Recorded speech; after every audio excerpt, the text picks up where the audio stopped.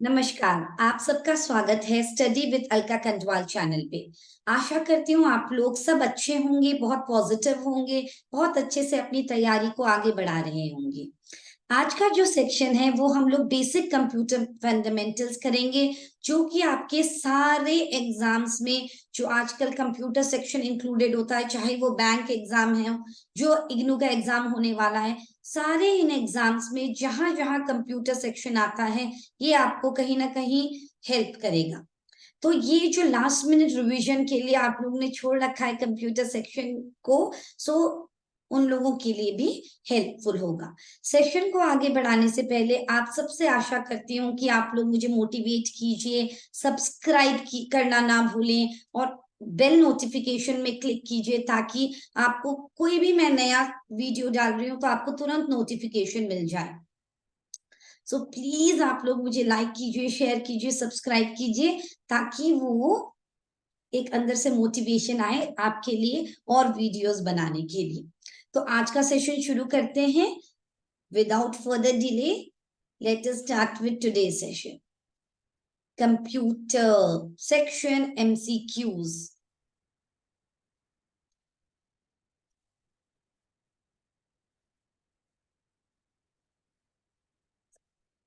ठीक, first question है, who is the father of computer. ये तो सबको पता होगा कि who is the father of computer. जिसको नहीं पता है उसमें भी कोई टेंशन नहीं है। आंसर है Charles Babbage. Charles Babbage is the father of the computer. Charles Babbage is known as the father of the computer. और चार्ल्स बैबेज ने हमारा, बताइए क्या किया था।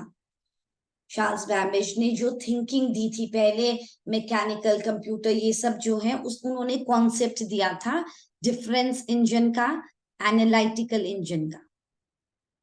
Difference engine and analytical engine का कॉन्सेप्ट, स्टोरेज का कॉन्सेप्ट, ये सब हमारा चार्ल्स बैबेज ने दिया था। तो इसलिए उनको बोलते हैं father of computer. Dennis Ritchie कौन है? आप लोग ने सी प्रोग्रामिंग लैंग्वेज सुना होगा, तो सी प्रोग्रामिंग लैंग्वेज हमारा डेनिस रिची ने बनाया है। जार्ने स्ट्रॉस्ट्रप, ये सी प्लस प्लस के फादर हैं, इन्होंने C plus plus programming language बनाई है। तो ये सब चीजें सब ध्यान रखने की है कि हमको एक क्लैरिटी रहे। अब हम बोलें, ये हमने ऑलरेडी किया है in the theory class also. I think everyone is able to give the answer to this question. Which of the following computer language is written in binary codes only? कौन सी कंप्यूटर की language है जो कि binary code, binary code the language of 0 and 1, बस 0 and 1, वो कौन सी लैंग्वेज है? Machine level language. Machine language को ही तो बाइनरी लैंग्वेज बोलते हैं, the language of 0 and 1। So the answer is B, machine language. Okay, आप लोग नोट डाउन भी करते रहिए। आगे बढ़ते हुए बताते हैं, विच of the following is the smallest unit of data in the computer? So which is the smallest unit of data in the computer? अब जब हमने बात किया था कि अगर ऑप्शन में बाइट, किलोबाइट, गीगाबाइट, मेमोरी की जो सेशन हुई थी, I think third session was on memory, तो आप वो भी रिवाइज कर लीजिए ताकि आपको सीक्वेंस याद हो। तो सबसे छोटा इसमें तो बिट दे रखा है, क्योंकि बिट मतलब क्या है? Binary digit. तो हमारा आंसर इसमें क्या आएगा? Binary digit. अगर बिट ऑप्शन में नहीं होता और होता निब्बल, बाइट, केबी, तब हमारा निब्बल हो जाता, because 1 nibble is equal to 4 bits. 1 nibble is equal to 4 bits होता है, और 1 byte is equal to 8 bits.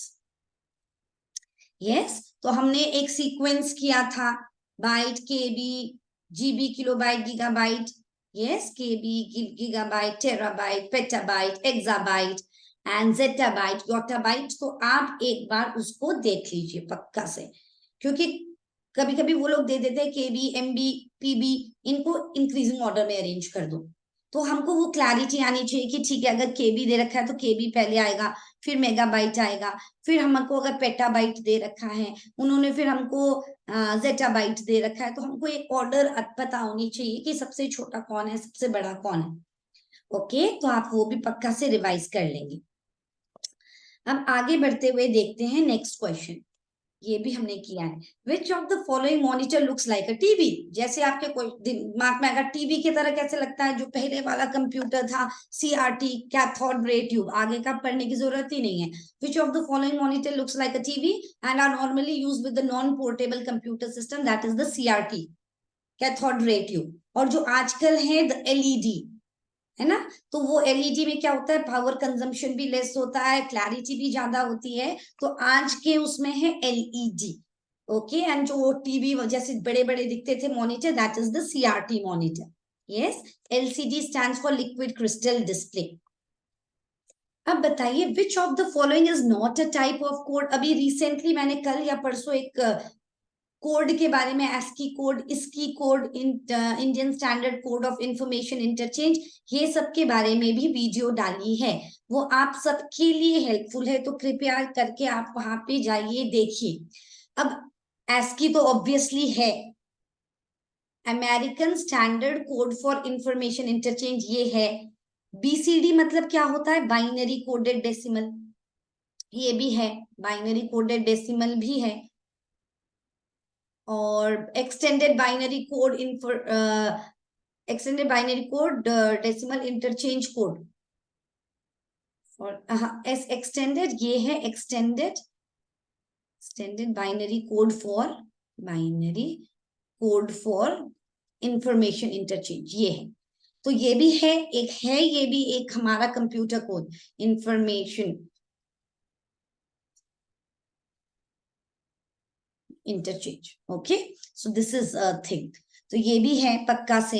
ASCII भी है, अमेरिकन कोड और अमेरिकन स्टैंडर्ड कोड फॉर, अभी ये आगे भी लिखेंगे, American standard code for information interchange, ये कोई भी चीज नहीं है, एडिक नाम का कुछ नहीं है। एबडिक है, extended binary code for information interchange, binary coded decimal भी है, ASCII भी है। तो इसका करेक्ट आंसर क्या होगा, क्योंकि उन्होंने बोला है नॉट अ टाइप, तो हमारा आंसर हो जाएगा एडिक। एडिक कोई टाइप नहीं है। आगे बढ़ते हुए, which of the following is design to control the operations of the computer. मैंने आपको जब सॉफ्टवेयर के बारे में पढ़ाया था, हमने सिस्टम सॉफ्टवेयर के बारे में बात किया था, एप्लीकेशन के बारे में बात किया था। मैंने क्या बोला था, जब तक आपके कंप्यूटर में ऑपरेटिंग सिस्टम नहीं है, सिस्टम सॉफ्टवेयर नहीं है, तब तक आपका कंप्यूटर एक बॉक्स की तरह है। तो इसका आंसर क्या होगा, system software, the software which is very important to control the operations of the computer। Computer के ऑपरेशन के लिए जरूरी होता है सिस्टम सॉफ्टवेयर। हमने बात की थी ऑपरेटिंग सिस्टम की, लैंग्वेज ट्रांसलेटर्स की। सो ये है आपका, अगर हमारे कॉन्सेप्ट क्लियर है तो हमको बहुत इजीली ये क्वेश्चंस हो जाएंगे, वेरी इजी। अब which of the following service allows a user to log in to another computer somewhere on the internet. तो जब कोई, हम लोग एक रिमोट लोकेशन में लॉग इन करना है, तो हमेशा हमारा जो, जब हम नेटवर्किंग की बात करते हैं, तो नेटवर्किंग सबके बेस में क्या होता है कि प्रोटोकॉल्स के बेस में काम करता है। क्योंकि जब हम लोग एक क्लास में होते हैं, एक ऑर्गेनाइजेशन में होता है, एक सेट ऑफ रूल्स होते हैं, ताकि कि वो ऑर्गेनाइजेशन फॉलो करे और ओवरऑल एक मैनेजमेंट ठीक से बना रहे हैं। वैसे ही जब हमारे कंप्यूटर्स में इतनी डेटा एक्सचेंज हो रही है, इंटरचेंज हो रही है, तो एक सेट ऑफ रूल्स होना चाहिए। उस सेट ऑफ रूल्स को क्या बोलते हैं, प्रोटोकॉल्स बोलते हैं, उसको बोलते हैं प्रोटोकॉल्स। तो हमारा ईमेल है, अच्छा, तो ठीक है, पहले इस क्वेश्चन का आंसर बता देती हूँ, दैट इज टेलनेट। तो टेलनेट किस लिए यूज होता है, रिमोट, जब भी हमको रिमोट लॉग इन करना हो, वो वाला रिमोट नहीं, किसी रिमोट लोकेशन में लॉग इन करना हो, so that is your telnet protocol which is used. अब हमारा ईमेल है, ईमेल में क्या यूज करते हैं, जब हम लोग मेल को ट्रांसफर करते हैं from the source to the destination, तो हमारा प्रोटोकॉल जो यूज होता है वो है SMTP, simple mail transfer protocol. Okay, so simple mail transfer protocol. अब देखिए, अगर क्वेश्चन आ गया कि ईमेल सेंड करने के लिए कौन सा प्रोटोकॉल है, अब आप लोग कॉन्फिडेंस से बोलोगे SMTP, simple mail transfer protocol. अब है कि अगर हमारे पास ईमेल आ गया, अब उसको डाउनलोड करते समय कौन सा प्रोटोकॉल होता है, ये तो सेंड करने के लिए हो गया SMTP, मगर जब हमारे कंप्यूटर में आ गया, when we are downloading it, what is the protocol for email downloading, so वो है हमारा, कहने के लिए आज 15 MCQs कर रहे हैं, मगर इसमें बहुत सारे बीच बीच में अगर आप पूरा ध्यान से देखोगे तो आपको बहुत सारी एक्स्ट्रा नॉलेज मिलती रहेगी, वो कहीं ना कहीं हेल्प करने वाली है।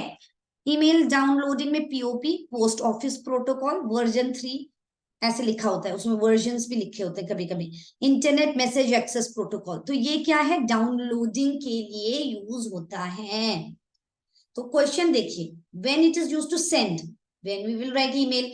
जब डाउनलोडिंग का क्वेश्चन पूछेंगे हम POP3 IMA पे एक देंगे वो लोग ऑप्शन, तो आप या दोनों दिया है तो उसमें होगा बोथ A and B ऐसा आएगा।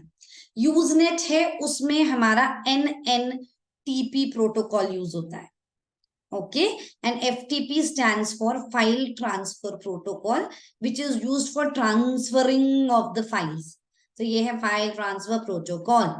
Okay, so आगे बढ़े. Yes. Okay. Question: which protocol provides email facility among different hosts? So obviously it is the Simple Mail Transfer Protocol. एक प्रोटोकॉल होता है SNP MP, ये अलग हमने देखा। तो ये simple network management, network management के लिए यूज होता है, नेटवर्क मैनेजमेंट के लिए यूज होता है। तो एक दो दिन में मैं एक और लाऊंगी सीरीज, ये जो आपके MCQs हेल्पफुल होंगे, जिसमें मैं IP एड्रेस की कितनी बाइट्स होती है, मैक एड्रेस कहाँ होता है, मैक एड्रेस की में साइज कितनी होती है, वो सब भी मुझको टेकअप करना है in the next class. So now this is it, telnet आपको पता चल गया, रिमोट लॉगिन के लिए है, FTP for transferring of files. Hypertext transfer protocol है, एक बहुत इंपॉर्टेंट है हाइपरटेक्स्ट ट्रांसफर प्रोटोकॉल। आप जब भी इंटरनेट चलाते होगे, तो जब आप ब्राउजर चला रहे हो, ब्राउजर मतलब आपका गूगल क्रोम, सफारी, फायरफॉक्स जो भी चला रहे हो, तो उसमें जब हम URL में डालते हैं तो वहां पे HTTP रहता है। तो HTTP और HTTPS जब भी हम डिजिटल ट्रांजैक्शन करेंगे, तब हमको ये ध्यान रखना चाहिए कि वहां पे जो URL में है, हम जो साइट को विजिट कर रहे हैं वो सिक्योर्ड है कि नहीं। तो इसलिए hyper text transfer protocol S मतलब secured. Okay, that also I will take up. Don't worry, everything will be covered. The basic architecture of computer was given by John von Neumann. अब इसमें confusion हो जाएगा, हमको लगेगा father of computer है तो शायद बेसिक आर्किटेक्चर भी उन्होंने दिया होगा, मगर नहीं। John von Neumann, he is the basic architecture of the computer was given by John von Neumann. Okay, so this is the important question. In order to tell Excel that we are entering a formula in the cell, we must begin with, कभी भी हम Excel use कर रहे हैं तो हम लोग क्या करेंगे, हमेशा इक्वल टू साइन से शुरू करेंगे हमारा फॉर्मूला। और जब भी हम Excel की बात करते हैं तो सबसे छोटी यूनिट क्या बोलते हैं Excel को, सेल। और हर एक सेल की सेल एड्रेस होती है, जैसे जिस भी कॉलम में जो, जैसे अगर ABCD लिखा होता है ना, तो जैसे ये D वाले कॉलम में है और सेकेंड रो में, तो इसकी एड्रेस होगी D2। तो ये भी इंपॉर्टेंट है, वो लोग ऐसे बोल देंगे कि what is the cell address if the particular cell is in the E column and the 7th row, तो हमको E7 लिख देना है, तो वो उसका सेल एड्रेस है। और हमेशा जब हम फॉर्मूला लिखेंगे एक्सेल में, वो इक्वल टू से शुरू होगा। In how many generations are computer classified into? 5 generations. So there are 5 generation of computer. First generation जो कंप्यूटर है वो यूज करते थे वैक्यूम ट्यूब्स। ये क्वेश्चन आता है कि फर्स्ट जनरेशन क्या यूज करते थे, वैक्यूम ट्यूब्स, और बहुत बड़े बड़े होते थे, इतने बड़े कि use to occupy entire room, power consumption बहुत हाई होती थी। और सेकेंड जनरेशन में फिर ट्रांजिस्टर्स आए, ये आप लोगों को अच्छे से याद होना चाहिए, ट्रांजिस्टर्स। फिर हमारा जो थर्ड जनरेशन है, थर्ड जनरेशन में आया हमारा माइक्रो प्रोसेसर्स, इंटीग्रेटेड सर्किट, ये सब ना, micro processors, integrated circuit, IC मतलब इंटीग्रेटेड सर्किट। फिर फोर्थ जनरेशन में आ गया VLSI, very large scale integration, VLSI very large scale integration. और जो फिफ्थ जनरेशन है वो हमारा artificial intelligence, deep learning, machine learning, ये सब के बारे में है। तो ये है आर्टिफिशियल इंटेलिजेंस। तो अभी तो 5th जनरेशन है आर्टिफिशियल इंटेलिजेंस। ओके, तो आप लोगों को ये भी ध्यान रहना पड़ेगा, फर्स्ट जनरेशन क्या है, सेकंड जनरेशन क्या है, third, fourth, fifth. Okay, so which of the following memory is non volatile, this also we have done. अब ये आप याद रखना, जो रैम है वो तो वोलेटाइल है, तो हम देखेंगे रोम, इसमें रोम है। अब यहाँ पे एस रैम और डी रैम क्या है? एस रैम मतलब स्टैटिक रैम और static random access memory, and D RAM means dynamic random access memory. Dynamic random access memory. So आजकल सबके घर में सीसीटीवी भी होता है, तो सीसीटीवी का फुल फॉर्म है closed circuit television. Okay, so that came to my mind, so I thought of sharing it with you. Okay, and then let us do some full form, ठीक है? तो GUI, जब भी हम interface के बारे में बात कर रहे हैं, इंटरफेस मतलब हम कंप्यूटर के थ्रू के से कैसे इंटरैक्ट कर रहे हैं। एक तो हमारा जो आजकल है वो क्या है, ग्राफिकल यूजर इंटरफेस, जिसको GUI भी बोलते हैं, ग्राफिकल यूजर इंटरफेस।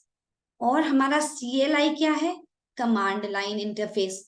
जो पहले होता था तो हम लोगों को एक एक चीज के लिए इंस्ट्रक्शंस देना पड़ता था, we had to do lots of instructions का पता होना चाहिए, तभी हम कंप्यूटर यूज कर सकते हैं। आजकल तो कोई लेमैन भी आसानी से, interface is very simple, that is why it's very easy for a layman to also use the computer and the smartphone. Even a 3-4-5 year old child is using the smartphone because it has a very easy to use interface, is it not? अब ARPANET जो computer internet का आगमन हुआ, तो वो ARPANET से ही हुआ था। और ARPANET होता है advanced research projects agency network. तो ये है हमारा ARPANET। अब है ASCII। सो ASCII तो आपको अब रट ही गया होगा, American standard code for information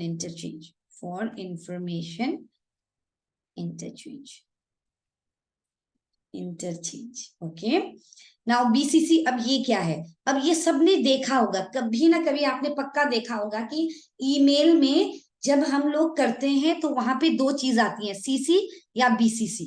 देखा है आपने, कार्बन कॉपी और BCC। अब जैसे हमने क्या किया, मुझे एक मेल है, जैसे मैंने लिखा हैप्पी फ्रेंडशिप डे, और मैंने हैप्पी फ्रेंडशिप डे टीना, मीना, सीना सबको भेजना चाहती हूँ। अब मैं नहीं चाहती हूँ कि टीना को भी पता चले कि मैंने यही भेजा है, मीना को भी ना पता चले, सीमा को भी ना पता चले। तो मैंने क्या किया, वो मेल को, अब जिसको पहले भेजना है, जैसे Seema@gmail.com, और मैंने BCC में लिख दिया Tina@gmail, Meena and Hima, anyone, I wrote it in BCC। तब उन पांचों या चारों को लगेगा अच्छा, अलका ने मेरे को भेजा है, बस मुझको भेजा है, क्योंकि उनको नहीं पता चलेगा कि वो किस किस को गया है वो मेल। तो वो है ब्लाइंड कार्बन कॉपी। मतलब मैंने एक साथ एक एक को क्यों भेजू मैं 5 बार या 10 बार? मैंने बस एक बार बना दिया और मैंने पांचों को एक साथ भेज दिया, 10 लोगों को साथ में भेज दिया, और उन 10 लोगों को पता भी नहीं चला कि हमारा ये 10 लोगों को गया है। Okay, and they are feeling that it is for us only. मगर अगर मैंने कार्बन कॉपी CC में भेजा होता तो क्या होता, कार्बन कॉपी में तो सबको पता चलता, ओके ये वाली मेल मेरे साथ साथ इन इन लोगों को भी गई है। तो ब्लाइंड कार्बन कॉपी होता है BCC, और CC मतलब कार्बन कॉपी। अब हमारा है CD is nothing but compact disc. CD is compact disc. Okay, जो स्टोरेज के लिए काम करता है ना, तो उसके लिए। अब हमारा डिजिटल DVD मतलब डिजिटल वर्सेटाइल डिस्क, ये है हमारा डिजिटल वर्सेटाइल डिस्क। अब ये क्या है, DNS, that is the domain name system. अब इसके बारे में भी वर्किंग मैं आपको जल्दी बताऊंगी। अभी जो नेक्स्ट सेशन होगा वो URL के बारे में भी बताऊंगी। URL के भी डिफरेंट पार्ट होते हैं, स्कीम होता है, एक्सटेंशन होता है, अगर कोई बिजनेस ऑर्गेनाइजेशन है तो उसका एक्सटेंशन क्या होना चाहिए, .biz। तो ये सब चीजें जो छोटी छोटी चीजें हैं वो सारी डिस्कस होगी। सो जस्ट आप चैनल पे बने रहो, आपको वो सब चीजें कवर हो जाएंगी आपकी। Okay, so time during which a job is processed by the computer is execution time. So the time during which the job is processed by the computer, it is known as the execution time. Okay, so अभी हम end of the session में पहुंच गए हैं, but again I am reminding you all to please like share and subscribe. अगर आप भूल गए हैं तो तुरंत अभी सब्सक्राइब कर दीजिए. That is a request. Study with Alka Kanjwal, and please make sure you are liking, sharing and subscribing it. So thank you everyone. So let's hope we will be meeting again with lots of new interesting facts and lots of energy. So everyone, take care of yourself and stay tuned to my channel. Thank you, everyone.